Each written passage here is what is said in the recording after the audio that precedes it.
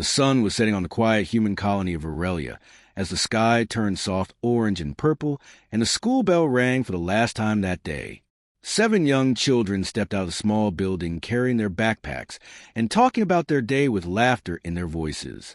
They were happy and unaware of the danger, hiding in the shadows of the nearby forest. The trees moved slightly, but there was no wind. No one saw the dark shapes slipping through the trees with quiet steps and cold eyes. The Threks were hunters, and today their prey was not wild animals but something far more dangerous. They believed they were clever. They believed they would win. They believed they could take what they wanted and leave before anyone noticed. The Threks were part of a growing empire of alien raiders who thought humans were weak and emotional and slow. They thought they were smarter and faster and better at everything. They had been watching the colony for weeks from above in their small invisible ship. They saw the school. They saw the children. They made a plan. The plan was simple. Enter the colony at sunset, when the guard retired and the security system was switching shifts. Take the children. Leave quickly. Sell them on the dark markets of the Outer Rim, where human children brought a high price. Why were they worth so much? Because humans were rare and brave and strong and full of fire even as children. The aliens who bought them wanted human children to raise them as pets or slaves or worse. But the Threks did not care. They only wanted money and power. They did not think about what might happen after. They did not ask why no one had dared to take human children in the last 100 years. They only saw easy prey and a rich reward. So they moved through the forest and climbed over the wall and entered the colony unseen. They carried stun weapons and cloaking gear, and they were fast and silent. They moved like shadows. They surrounded the 7 children, who were still walking down the main road of the colony. The children were surprised, but they did not cry. They stood still and stared at the strange armored creatures who looked like lizards with sharp eyes and glowing gear. One child tried to run. A stun blasted her, and she fell quietly. Another boy raised his voice. A hand covered his mouth. In less than 2 minutes, all 7 children were gone, carried away like bags of grain into the trees. In the distance, an alien named Kel watched from a small house at the edge of the colony. He was not human. He was from a peaceful race called the May who lived on Earth as guests and worked with humans as allies. He had lived here for 5 years and had come to love the humans, especially the young ones who laughed easily and shared food with him. He saw the Threks move. He saw the children disappear. He felt cold fear in his bones. His hand shook. He dropped the cup he was holding, and it shattered on the floor. He whispered a single line. "You took their children. You do not understand what you have done." Kel knew the stories. Long ago, another race had tried the same thing. They had taken human children from a research station near Mars. Only 3. It had not ended well. The humans had sent ships, not to talk, not to beg, but to burn. That race had been wiped from the stars. Every ship, every city, every name erased. Even the galaxy forgot them. Only the oldest aliens still remembered, and even they did not speak of it. Kel turned and ran. He needed to warn someone. Anyone. He knew the Threks were already gone. Their ship was fast and silent, and already lifting off into the sky. But he had to try. He ran to the colony center, to the human command building, to the security tower. His voice broke as he shouted. They took the children. They took the children. Call Earth. Call them now. Inside the building, the human officers froze. They looked at each other. The room went silent. The commander turned pale and reached for the black terminal in the center of the room. It was a device used only for one thing, to send a code to Earth. A code that had not been used in over a century. A code that simply said, "They are ours, and they are gone, far above the sky, in deep space." Sat a listening satellite linked to Earth. The code reached it. The signal was sent, and deep under the surface of Earth, in a place no one ever visited, lights began to turn on. Doors opened. Weapons activated. The silence ended. Earth was waking up, and it was angry. A quiet spaceport floated above the desert world of Rither. It was night, and 2 red moons glowed in the sky as lights blinked along the landing pads. The bar on Deck 3 was filled with noise and smoke and laughter from every kind of creature in the galaxy. Pilots, smugglers, traders, mercenaries all sat around glowing tables with drinks in hand and stories on their lips. Near the center of the room, a group of Threx soldiers sat in full armor, grinning and talking loudly. They had just arrived from Varelia. Their mission had been a success. 7 human children, now locked in a holding cage aboard their ship. They were proud. They were laughing. They did not whisper. They wanted everyone to hear. One of them raised a drink and shouted, "To the easiest payday we've ever had." A few aliens nearby turned their heads. They had heard the word, human, and children. Another Threx stood up and laughed louder. Can you believe how soft humans are? No guards, no resistance. The children were quiet too. No fight at all. The bar grew quieter. Not silent, but enough that the Threx started to notice. Eyes were watching.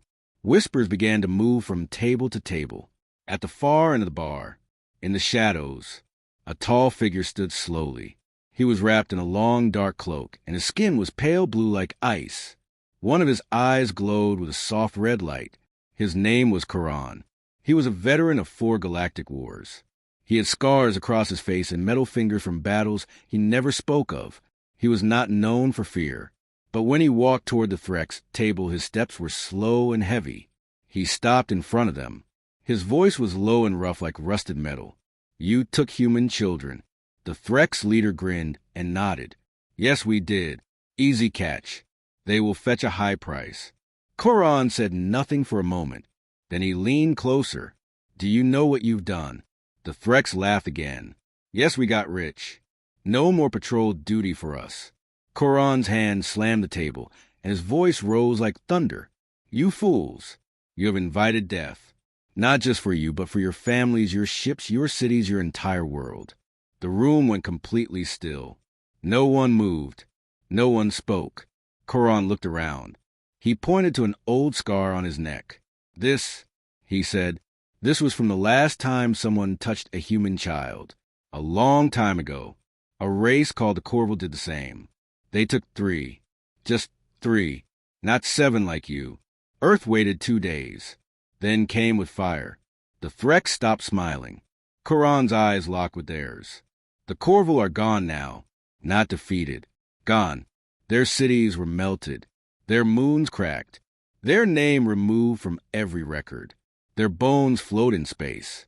One of the younger Threx whispered, "That's just an old war story." Quran's hand reached into his cloak. He pulled out a small chip. He slid it across the table. "Watch this," he said. The chip activated. A small hologram appeared. It showed a Corval planet from long ago. Ships shaped like blades flying across a purple sky. Then fire. Fire from orbit. Black ships with no markings falling from above like shadows. No warning. No demands. Only destruction. The hologram ended. Quran leaned in again. "That is what Earth does when you take their children. They do not talk. They do not forgive. They do not stop." Another alien at the next table spoke up. He had feathers instead of hair and long glowing eyes. "I was on a station near the Corval system back then. I saw the fire from my window. No one believed humans could be that cold, but they are when it comes to their children. They become something else." The bar was now silent except for the hum of lights and distant music. The Threx looked at each other. Their smiles were gone. One of them reached for his communicator. "We need to warn the ship." Quran shook his head slowly. "It is already too late. The signal was sent hours ago. Earth has seen it. They are already moving." The leader of the Threx squad stood up and grabbed his helmet. "We need to leave now. We need to get the children back. We can return them. We can fix this." Quran stepped aside. "I hope you are right. But Earth does not forget, and it does not wait." As the Threx ran toward the docking bay, Quran sat back down. He looked around the bar. Everyone had heard. Everyone understood. A quiet murmur filled the air. Not words, not laughter, just fear. Old fear, the kind that comes from memory. In the stars above, Black ships were already moving. No lights, no signals, only silence. The kind of silence that came before the storm. And far below on Earth, the command center was awake. The signal was confirmed. The children were taken. Earth was no longer quiet. Earth was coming. Deep under the surface of Earth in a hidden chamber, where light barely touched the walls, a signal blinked red against a giant black screen. It was old. It was simple. It only carried a few words. Children taken. From Virelia. By Threx Empire. The people who sat inside that room were not politicians or diplomats or public voices. They were shadows. They were silence. They were the answer when peace failed. One man stood from his chair. He wore a gray uniform with no rank on the shoulder and no name on his chest. His voice was calm. Activate protocol, Black Sun. Around him the room changed. Walls shifted. Screens lit up. Old codes began to move through ancient satellites. Commands that had not been used in 100 years woke up like sleeping giants. Earth was not calling for help. Earth was sending the storm. Across the planet. In mountain bunkers and sea bases and high orbit stations. Black Sun fleets received their orders. No questions were asked. No hesitation. These were the fleets created for one thing only. To answer the unthinkable. To make the galaxy remember. Families at home saw nothing. There were no news alerts. No speeches from leaders. No panic in the streets. Because Black Sun did not need crowds. Black Sun did not wait for permission. It only needed the signal. And it had come. One by one, the great warships began to rise. Silent, invisible, deadly. They had names written in steel. Names like Mercy Ends Here. Children of Vengeance, Voice of Earth, Ash and Iron. They did not blink. They did not slow. They left orbit like arrows flying toward a target no one else could see. At the edge of the solar system, a hidden gate opened, one that only Earth knew how to use. The ships vanished into faster-than-light paths, carving silent roads through the stars. They were not heading for Virelia. No, they were heading for the heart of the Threx. The command knew where the children were taken. They knew the station. They knew the route, because Earth always listened. Earth always watched. Above Virelia, the skies remained quiet. The colonies slowly came back to life. But the anger had already left. It was flying far beyond. Across systems. Across time. In the United Earth Assembly, the Council sat in silence. They watched the signal. They said no words. They understood what it meant. An attack on one child was an attack on all. It was not a debate. It was not a question. On a moon base near Saturn, a soldier checked his gear. He had been trained since youth. He knew the stories. He remembered the tales of the Corval, how they had taken only 3, how they had been turned to ash. He looked at his helmet. On the side was a name, Virelia 7. He smiled without joy. This was not about war. This was about family. In a hangar below the Arctic ice, a pilot stepped into her seat. Her ship was small, but sharp like a blade. Her fingers touched the controls. She had a photo taped to her panel. Her younger brother, 8 years old. He lived on Virelia. She thought of him. She thought of the others. She whispered, "We are coming," in space. The first Black Sun fleet reached the outer rim. They did not contact the Threx. They did not explain. They began to erase forward bases, communication towers, sensor arrays. One by one, they blinked off the map. No bodies were left. No signals were sent. Only silence followed. The Threx started to notice. They sent patrols. The patrols never returned. They sent messages to their high command. No answer came back. Inside the Threx capital, alarms began to ring. But they did not understand. They still believed humans would talk, would wait, would threaten. They were wrong. Back on Earth, in the deep chamber, the gray uniformed man watched the feed. He saw the destruction. He saw the speed. He said one word, surgical. It meant they were not trying to destroy the Threx completely. Not yet. They only wanted one thing, the children. But if the children were not returned, the full fire would come, and then nothing would stop. In the halls of old memory, across the galaxy, old races began to remember, the ones who survived the last time. They sent quiet warnings to their allies. Do not help the Threx. Do not speak for them. Let them face what they have earned. Even pirates stopped their ships.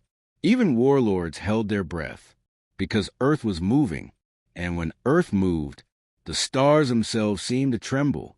In the middle of it all, far from Earth, locked in a cage, a small girl looked up. She heard a sound, not loud, but deep, like thunder far away. She smiled. She knew what it was. Her people were coming, and they would not be kind.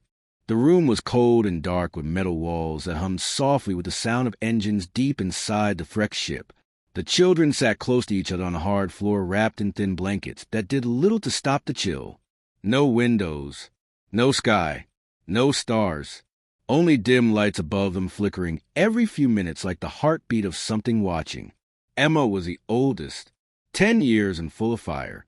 She held her little brother close and whispered stories into his ear.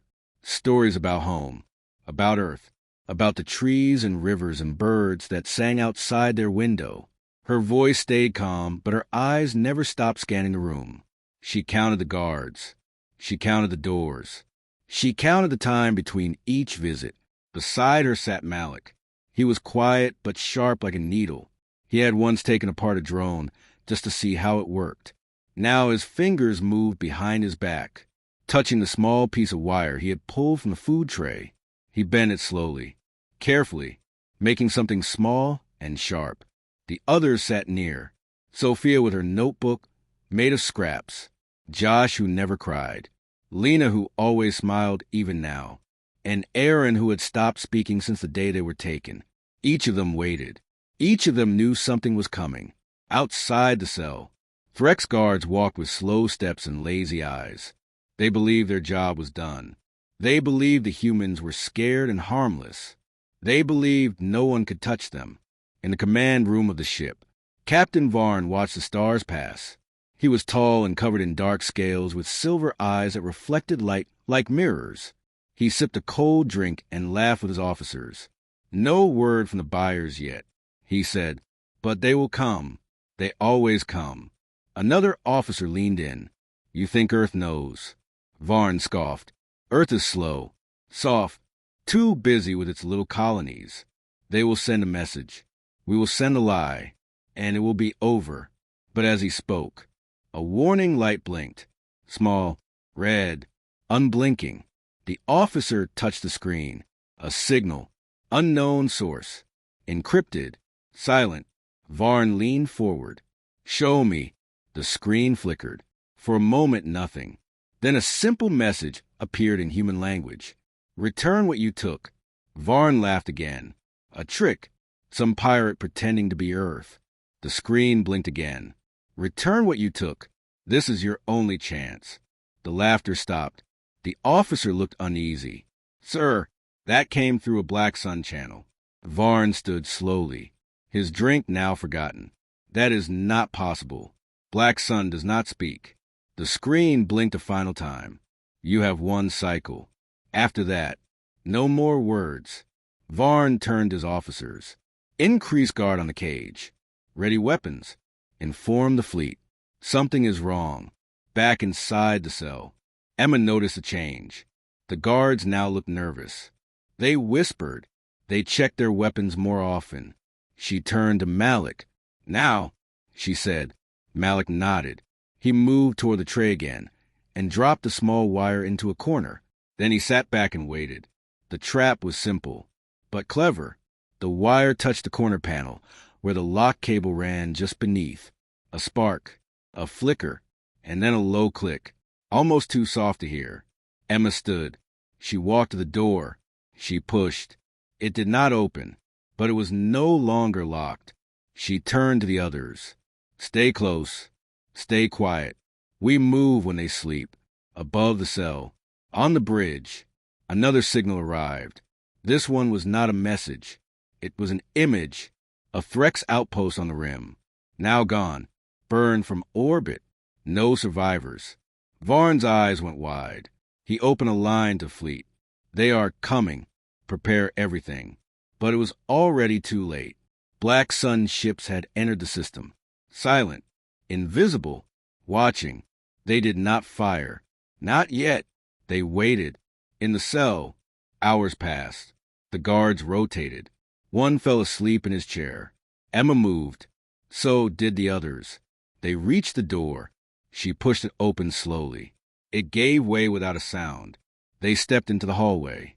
Their steps were light, their breaths steady. Emma led. Malik followed. The others stayed close. They did not run. Not yet. They needed to reach the hangar. Back on the bridge, a final signal came through. No words, just a sound, like a drum. Deep, steady, final. Varn stood frozen. He knew that sound. He had heard it once as a young soldier during the Corval Purge. He had been told it was a myth, a warning, a promise. Earth had arrived. The hallway stretched long and cold as the children moved like shadows through the silence of the Threx ship. Their bare feet touched smooth metal, and their hearts beat fast but steady. Emma led with calm eyes and tight hands as she counted every step and every turn. Behind her, Malik clutched a small tool he had made from a food tray and part of a vent. It was sharp and jagged and not much, but it was something. They turned a corner and froze. A guard stood there tall and armored with his weapon low and eyes half closed. Emma raised her hand slowly, and everyone stopped breathing. The guard yawned and turned away, not noticing the shapes in the dark. The children waited, then moved again. They passed door after door, rooms filled with boxes and strange machines and glowing walls. They did not speak. They did not cry. Even the youngest knew the silence was their shield. Then they reached the service hatch. Emma knelt and touched the panel. Malik moved beside her and used his tool to lift the cover. Inside were wires, pipes, lights. He smiled. This leads to the hangar. He whispered, I saw the map when they brought me to the cell. Emma nodded. Go. One by one the children crawled through the narrow space. It smelled of oil and heat and dust, but it was safe, safer than the open halls above. In the command room, Captain Varn paced with fire in his eyes. Every outpost in the region had gone silent. No answers, no signals, only black. He knew what it meant now. Earth was near. He shouted at his crew. Track the children.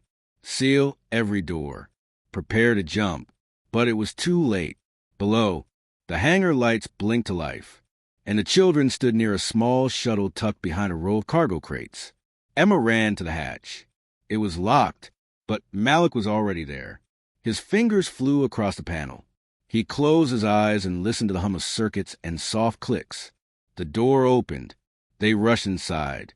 The shuttle was old, scratched, dusty, but its lights still worked, and its systems came online with a low hum. Emma took the front seat. She had flown training sims at the colony. Not real ships, but enough. She looked at the controls. Most made sense. Some did not, but she did not stop. She reached for the main lever and pulled. The shuttle rose. Alarms screamed across the Threx vessel. Guards ran. Varn shouted orders. Shields were raised. Weapons locked on. But Black Sun was already there. 5 massive ships uncloaked around the Threx carrier, like wolves around a bleeding prey. They did not ask. They did not warn. They opened fire. Bolts of blue and white light crashed into the Threx hull. Metal tore. Air hissed into space. Fire bloomed across the sky. Inside the shuttle, the children screamed as the ship shook and twisted. Emma held tight to the controls. She flew through fire and broken metal, past wreckage and blinking lights. Malik shouted directions. Up, left, go, go, go. They burst into open space. Stars above, debris behind. But the Threx were not finished. 2 fighter ships launched from the side bay. They chased the shuttle with speed and fire. Emma weaved through falling parts and broken wings. But the enemy was fast. Too fast. Then the sky split. A Black Sun interceptor dropped between the shuttle and the fighters. It was sleek and dark with no markings. Its weapons glowed hot. One shot, then two. The fighters vanished in flame. A voice came through the speaker. "This is Guardian 7. Stay on course. You are safe now." Emma laughed. Malik cheered. The others cried with joy. Earth had found them. Far behind, the Threx carrier cracked in half. Its captain silent. Its crew fleeing in escape pods. Black Sun did not chase them. Not yet. The children's shuttle moved toward the lead ship. Its hangar open like a mouth, welcoming them home. Inside the hangar, soldiers waited with blankets and medkits. Doctors, pilots, engineers. But not just them. A woman stood there, tall, with gray in her hair, her eyes wide with tears. She ran forward as Emma stepped from the shuttle. She grabbed her daughter, held her, wept. More parents ran. More arms held small bodies. Voices cried out names. "You are safe now. We have you. You are home." Emma looked back at the stars. She saw fires still burning, ships still watching. She whispered, "They came for us. They really came." The stars were still burning behind them as the shuttle floated into Black Sun's ship. The hangar sealed with a hiss and the gravity pulled steady. Doctors rushed forward checking for wounds and signs of trauma. Emma sat still holding her brother close as lights danced above them. She was not hurt, but she felt like something had been broken inside her, and something else had grown stronger. Malik was already speaking with a soldier. His hands moved fast, explaining how they escaped, how the wires work, how the guard looked away. The soldier smiled and nodded, taking notes. Behind them, the Black Sun crew moved fast with purpose. They were not loud. They were not angry. They were focused. In a quiet room high above the hangar, the commander of the operation stood alone, watching the rescue from a screen. She was older, her uniform dark with silver threads at the shoulders. Her face showed no emotion, but her eyes followed every child, every step, every breath. She turned and gave a single order. "Begin Phase 2. Across the ship, lights changed. New paths lit up. New weapons came online. Other Black Sun ships turned and vanished into the stars, heading for hidden Threx stations deep in unguarded zones. On a small Threx moon once used for storing stolen tech, a team landed without warning. They moved like ghosts, silenced the guards, freed 20 more captives, destroyed every trace. Then they left. Back on the main ship, the children had been taken to a rest chamber. Soft beds, warm food, bright light that did not flicker. No bars, no cages. Lena laughed as she tasted real chocolate again. Josh fell asleep, holding a soft pillow. Even Aaron, who had not spoken since the day of the raid, whispered thank you to a nurse who gave him a blanket. Emma sat near a window, looking out at the stars. She could see nothing of the Threx ship now. Only dust, only space. She knew this was not over. She could feel it. In the Black Sun briefing hall, soldiers stood in rows. The commander entered without sound and raised a data pad. The Threx broke treaty. They took our children. They thought Earth would wait. They thought Earth had forgotten. She paused and looked at every face in the room. We do not forget. We do not forgive. We answer. The soldiers nodded as one. They did not cheer. They did not clap. They simply turned and walked out, each of them ready to finish what had been started. On Threx Prime, the council met in panic. News came in like fire. Stations lost. Ships gone. Outposts erased. They had not seen Earth move in this way before. So fast. So clean. So final. One counselor shouted, "Send a message. Apologize. Offer trade. Offer surrender." Another said, "We must hide. We must scatter. They will not stop." But the high voice of the Emperor silenced them. "We were warned," he said, "long ago during the Corval burn. We were told never to touch the young. We forgot. Now Earth remembers." In secret rooms, the Threx began to erase files, burn records, hide what they had taken, and where it had gone. But Black Sun already knew. They had seen the trade routes, the buyer names, the secret vaults. And they were not just soldiers. They were shadows. They knew how to follow, how to dig, how to break the silence. On the rescue ship Emma stood with Malik near the main bridge. A kind officer let them watch the stars through a great viewing window. Malik pointed at one bright trail. "That ship is going after the buyers," he said. "They will not escape." Emma nodded. "Good. They do not deserve peace." The officer leaned down and asked if they wanted to send a message to their family, to the colony. Emma thought for a second, then said, "Yes." She stood tall and looked into the recorder. "This is Emma of Aurelia. We are safe. We are alive. Tell the Threx. Tell the galaxy. Never touch Earth again." The message was sent to every known channel. Public, private, military, civilian. Across the stars people watched. Listened, felt the quiet strength in her voice. On distant worlds, mothers held their children tighter. Fathers looked to the sky with new respect. And old enemies of Earth paused their plans. They saw now. They understood. Earth may be kind. Earth may be quiet. But if you take what is loved, Earth becomes something else. Not fire, not steel, but justice. And it does not stop. It does not sleep. It leaves nothing behind.